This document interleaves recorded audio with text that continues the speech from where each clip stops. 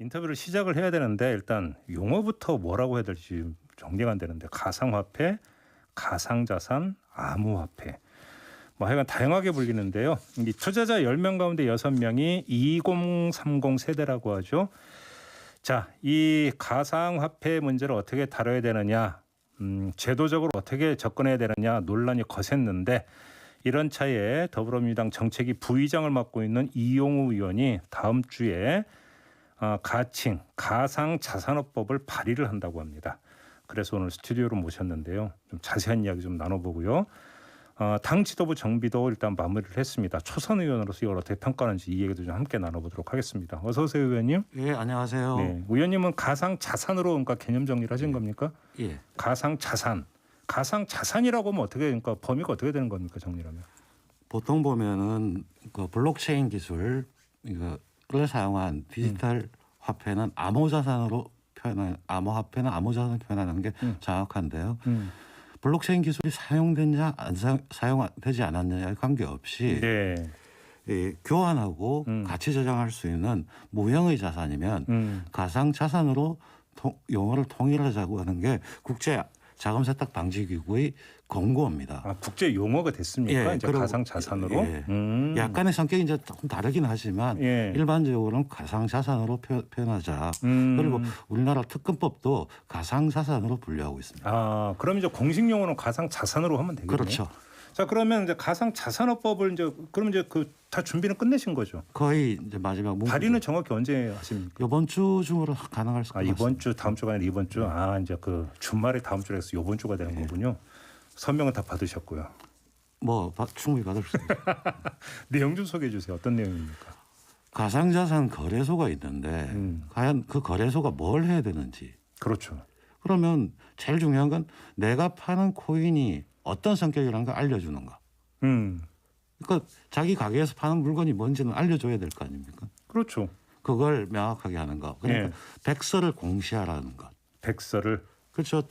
많은 자산들이 거래가 되는데 가상자산이 거래되는데 그 자산마다 백서란 게 있거든요. 그걸 공시를 할 것. 네. 그다음에 거래를 한다면 제가 돈을 1,000만을 예치를 해가지고 어떤 코인을 사려고 한다. 네. 그 1,000만은 고객의 돈이기 때문에 분산해서 보관할 것. 그리고 그걸 가지고 코인을 샀다. 네. 그럼 월렛을 해킹이 되지 않는 콜드 월렛으로 보관할 것.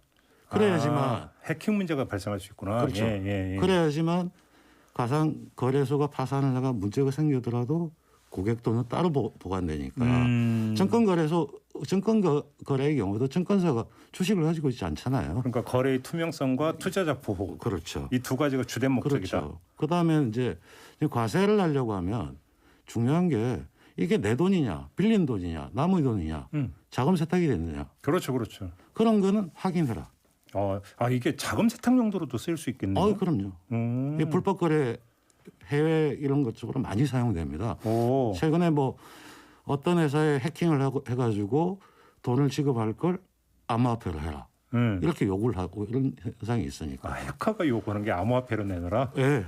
그리고 그게 거래소면 불공정 행위가 있을 수 있지 않습니까? 그렇죠. 자기가 먼저 사놓고 이 종목 좋다. 이런 시세 조정 행위나 이런 것들을 어떻게 처리할 건가. 자본시장법에 있는 그걸 준용하면 됩니다. 그 정도가. 그러면 의원님 말씀을 정리를 하면 가상자산을 그 현실에 존재하는 것을 일단 인정을 하고 뭐 인정 안 할 수가 없으니까 인정을 하고 자 그러면 거래가 얼마나 이제 투명하게 제대로 이루어질 수 있는지 제도적으로 장치 이제 마련하고 그 투자자 보호할 수 있는 장치 마련하고 이렇게 하자는 취지인데 그러면 그 감독기관은 금융위원회가 되는 겁니까? 어떻게 되는 겁니까? 금융위원회가 하는 게 마땅할 것 같습니다. 그래요. 특검법도 있고 하기 때문에. 자, 그럼 여기서 좀 강론으로 들어가서 몇 가지 여쭤볼 건 일단 첫째 각 백서를 말씀하셨는데 백서라고 하는 개념이 어떤 의미예요? 백서라고 하는 거는 우리가 유가증권을 한번 생각을 하고 그러면 상장할 때 유가증권 신고서를 내죠. 그 신고서에 그 회사가 가지고 있는 뭐 전망, 사업의 계획, 리스크 이런 거 쭉 나열하지 않습니까? 그거 유사하게 코인을 발행할 때 처음 발행할 때 이 코인을 가지고 내가 뭘 하겠다는 걸 쭉 정리를 해서 발간을 하게 돼 있습니다. 그게 백서거든요. 그 백서의 내용을 정확하게 이해해주면 이 프로젝트는 뭘 하기 위한 건가? 내용은 뭔지 알 수가 있는 거죠. 그럼 여러 코인이 다 망라가 될 수 있는 그렇죠. 거군요. 특정 코인만이 아니라. 예를 들면 삼성전자도 결산 유가증권 신고서가 있고 네. 뭐 쿠팡이 미국에 상장할 때도 그렇죠. 자신들 신고서를 제출하지 그렇죠. 않습니까? 그렇죠. 그렇기 때문에 거래를 하려면 일단 백서는 비치가 돼 있어야 된다. 고객이 알 수 있어야 된다. 그렇죠. 그건 무슨 말씀인지 이해가 되고 지금 한국은행 같은 경우가 진짜 디지털 화폐를 준비하고 있다 이런 얘기 많이 있었잖아요. 예. 그럼 관계는 어떻게 되는 겁니까? 한국은행에서 디지털 화폐라고 했는데 가상자산은 맞고요. 네. 근데 아까 보듯이 이른바 코인은 발권량이나 이런 기관에 의해서 보증을 해주는 게 아닙니다. 한국은행은 정부가 자신이 보증을 해버리는 그렇죠, 그렇죠, 그렇죠. 완전히 다른 그렇죠. 기술적으로는 같지만 네. 그리고 개념상으로 둘 다 가상자산이지만 네. 그거의 권리 의무나 이 내용 자체는 달라지죠. 그럼 만약에 한국은행에서 디지털 화폐를 만약에 발행을 한다고 한다면 그건 따라가는 겁니까? 다른 거라고 봐야 됩니다. 그렇게 봐야 되는 예. 거고. 근데 지금 이제 이 주무 기관이 금융위가 돼야 된다고 말씀을 하셨는데 네. 얼마 전에 은성수 금융위원장의 말이 엄청난 논란이 되지 않았습니까? 예. 근데 은성수 위원장은 대단히 부정적으로 바라보고 있던데요. 가상자산에 대해서. 현재 거래되고 있는 코인들의 성격이나 이런 것들이 예. 금융자산의 성격이라든지 투자자 보호를 할 수 있는 장치들이 제대로 안 돼 있다는 걸 강조하기 위해서 그랬던 것 같습니다. 그렇게 이해를 하세요? 예. 그러니까 보면 어떤 코인을 했을 때 그 코인의 내용이라든지 어떤 가상자산 거래소에서 공시도 안 돼 있고 네. 아무것도 준비가 덜 된 상태 속에서 계속 거래되는 이건 문제가 있다. 그걸 지적한 거고요. 그러나 너무나 부정적으로 보는 것보다 그거에 대한 제도를 정비하는 거 그게 정부 당국의 일이기 때문에 해야 될 일이라고 봅니다. 근데 혹시 그 은성수 금융위원장은 지금 한국은행이 준비하고 있는 디지털 화폐만 인정을 하고 나머지 지금 오가는 코인은 인정을 안 한다 이런 기조 아닌가요? 솔직히? 인정하기 싫은 거죠. 그러니까. 그러면 일도 하기 싫을 거 아닙니까? 만약에 법이 발의가 돼도. 그러나 이게 예. 현재 거래되는 양도 있고 그 많은 사람이 관여되고 있는데 거기 나쁜 것이다. 예. 하지 마라가 아니고 예. 제도를 투명하게 만들어 줌으로써 시장에서 정비가 돼 가거든요. 예를 들어 거래소의 경우도 쭉 하고 나면 여러 거래소가 무수히 많을 텐데 네. 어떤 거래소는 백서를 제대로 공시를 하고 그다음에 다른 쪽 분산 예치를 하고 어떤 데는 아니다. 그러면 아닌 곳은 시장에서 보면 저긴 아니구나 하면서 그쪽에 도태되는 거거든요. 그렇죠, 그렇죠. 그게 바로 시장 기능을 인정을 하고 예. 시장에서 투자들이 알아서 움직일 수 있게 해주는 겁니다. 지금 그 내년부터인가요? 원래 여기에도 과세를 하기로 하지 그렇죠. 않았었습니까? 근데 지금 이게 뭐 다른 건 안 해주고 세금만 걷어가냐 이런 논란이 있었고 뭐 유예론도 좀 민주당 안팎에서 나온다는 목소리가 얘기가 있었는데 어떻게 되는 겁니까? 유예로는 적절한 것 같지는 않고요. 유예는? 예. 과세의 원칙, 소득이 생기는 모든 것은 세금이 붙게 돼 있는 거고요. 그렇죠. 그러면 과세를 하기 위해서도 보시면 이 코인이 내 건지 남의 것인지 실명이 명확하게 잡혀야지 과세를 할 거 아닙니까? 그렇죠, 맞죠. 예, 누구 건지를 모르면 세금을 매길 수가 없죠. 그리고 뭐 차명을 해가지고 세금을 빼돌리는 경우도 생길 거고. 네. 그다음에 일단 뭐 별도 분리과세를 했다가 종합과세 대상이 되는지도 따지려고 하면 실명과 자금 세탁 그런 기초적인 게 돼야 되거든요. 그렇네요. 이제 그런 것들을 이런 법안을 통해서 정비를 해야지만 해야 되는 거죠. 의원님께서 지금 몇 차례 자금 세탁 말씀하셨는데 예. 지금 자금 세탁으로 이게 지금 악용되는 사례가 꽤 있다고 보세요? 어떻게 보세요? 꽤 있습니다. 얼마 전에 미국의 경우에 어떤 회사에 우리가 해킹을 했다 예. 하고 해킹해가지고 이걸 컴퓨터를 마비시키겠다고 하고 난 다음에 언제까지 가상자산 얼마를 어느 계좌로 입금을 해달라. 이렇게 요구한 케이스들이 종종 생기는 거거든요. 그래요? 그러면 국내에서도 그러니까 돈 많은 어떤 분이나 이런 분들이 이 그 가상자산 가지고 자금 세탁했을 가능성도 배제할 수는 없다로도 연결이 될 수 있는 거죠? 없죠. 최근에 국세청이 발표한 것 중에 하나가 뭐 탈세 때문에 찾아가서 봤더니 가상자산이 있어서 맞아요. 그걸 회수하겠다고 하니까 세금을 낸다든지. 진짜 그 사례가 있었네. 예. 그럼 이게 진짜 자금 세탁 용도로 지금 악용될 되고 있다고도 볼 수 있는 거잖아요. 어느 정도 가능성이 항상 있기 때문에 예. 국제적으로 이 제도를 정비하고자 할 때 가장 중요한 게 그 자금 세탁 방지와 테러 자금 이런 부분에 대한 부분이 가장 중요합니다. 알겠습니다. 이 법안 발의를 준비하는 뭐 가장 그 주된 이유는 뭐 이거저거 다 따질 것 없이 현실에서 지금 이렇게 작동하고 있는데 언제까지 이걸 인정을 안 할 거냐 이 문제잖아요. 예. 간단히 이야기라면. 알겠습니다. 마지막으로 하나만 더. 테슬라의 그 CEO께서는 엄청난 차익을 거뒀다고 하지 않습니까? 어떻게 평가하십니까 이건? 저는 별로 자본시장법이나 미국 SEC에 따르면은 그거는 시세 조정 행위에 해당할 수가 있습니다. 별로 적절하지 않은 그냥 한몫 챙기고 빠진 거 아닙니까? 그럴 가능성도 있고요. 아니 아니 돈도 많아서 왜 그래요? 글쎄요. 알겠습니다. 그 정도로 하고 의원님 모신 게 의원님도 지금 더민초 소속이시죠? 예. 이제 그 더불어민주당 소속 초선 의원들의 모임인데 원내대표 이제 선출됐고 어제 이제 당 대표까지 선출이 됐습니다. 당 지도부는 일단 좀 정비가 끝났는데 어떻게 평가하십니까, 솔직히? 지도부 정비는 계획대로 된 거지만 예. 저는 지도부가 앞으로 어떻게 하느냐가 더 중요하다고 생각합니다. 지난 보궐선거에서 저희가 참패를 했고 네. 국민들이 너희들은 오만하고 무능하고 네. 바뀌어야 된다는 걸 요구하고 있거든요.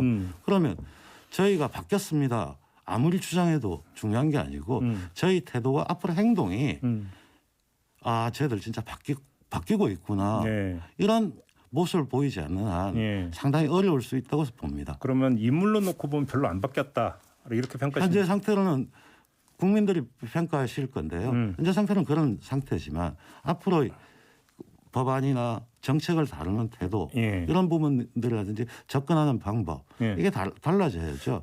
지금 가상자산법 이런 것도 바로 그런 맥락으로 생각할 수 있는 게 아 저거 틀렸다가 아니고 그 자체로 현실을 인정을 하면서 어떻게 디테일하게 접근해 들어갈 거냐. 실용적인 태도. 그렇죠. 시장에 대해서도 시장이 뭘 해서 뭘 막아야 된다가 아니고 예. 시장의 흐름 자체는 그대로 인정을 하면서 예. 어떤 인센티브와 예. 어떤 페널티를 줘서 유도를 할 거냐 이런 식으로 접근하는 게 중요하다고 봅니다. 그러면 지금 뭐 당장 정책 요인과 관련해서 이제 불거진 문제가 종부세 완화냐 아니냐 이 문제였잖아요. 정책위 부의장도 맡고 계시는데 그러면 당이 어떻게 해야 바뀐 모습을 보여주는 거라고 생각하세요? 저는 작년에 종부세 과세 이연 제도를 그 법안을 냈었거든요. 그게 뭐 저 시가 현실화율이 높아지면 예. 누구라도 세금을 낼 수 있는 상태가 됐고 아무리 부자라고 하더라도 자신의 현금 계획이 있는 상태에서 갑자기 세금이 오면 못하기 때문에 일단 그 기조는 맞지만 예. 현실화는 맞는데 예. 그러려면 종부세를 낼 처지가 못 되는 사람들한테는 예. 유예를 해주자. 유예해 줬다가 예. 그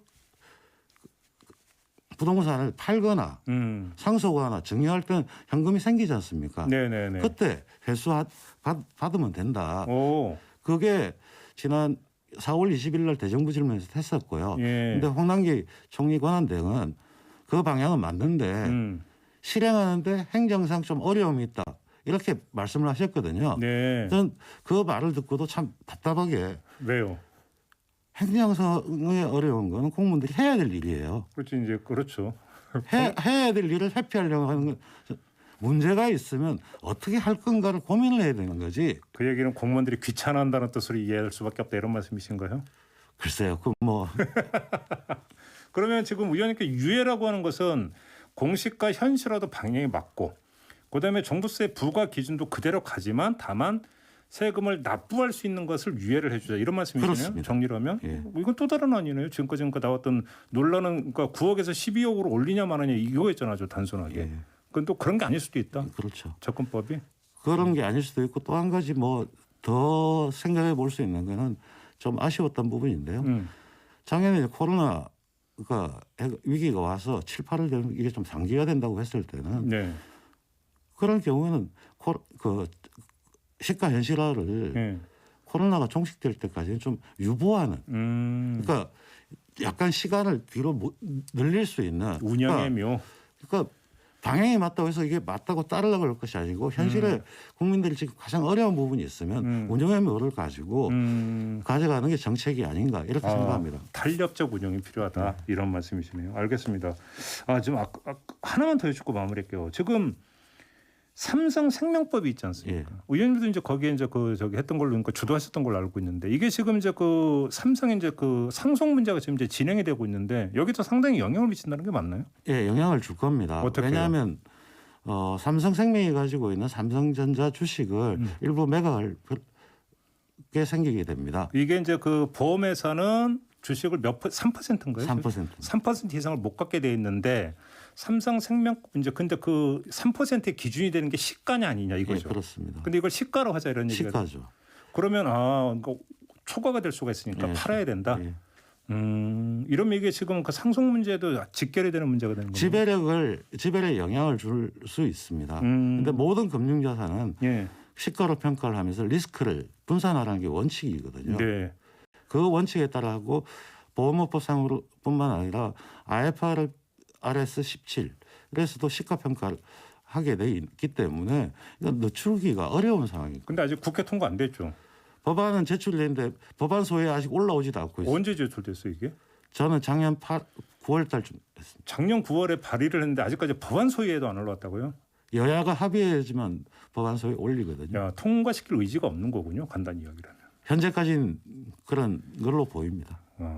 이것도 주목해야 되는 지금 법안이네요. 알겠습니다. 이것도 저희도 한번 좀 주목해서 다룰 수 있으면 다시 한번 다뤄보도록 하겠습니다. 자, 오늘 말씀 여기까지 드릴게요. 고맙습니다, 의원님. 예, 고맙습니다. 네, 더불어민주당의 이용우 의원이었습니다.